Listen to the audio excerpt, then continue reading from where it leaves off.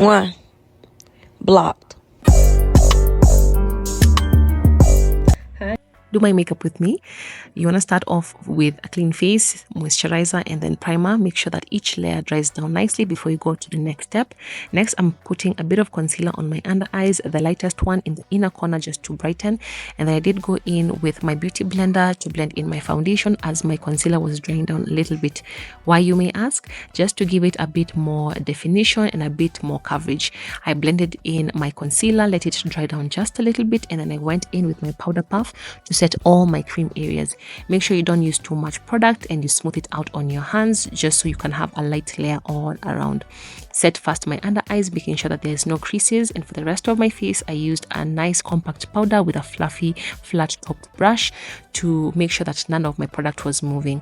I then used a smaller fluffy brush to set my contour areas and also add a bit of dimension with my blush. Make sure for the blush you apply a little bit at a time so you don't end up looking like you just have a layer of pink on your face.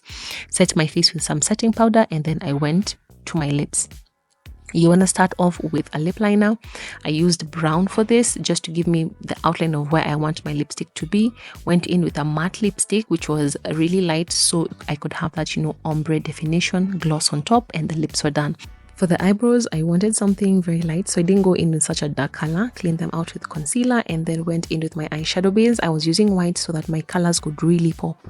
I went in first with a fluffy brush and a light brown, put that all over my transition area, and then I deepened that with a darker brown, and then I deepened that again with a different brush, which is now the black.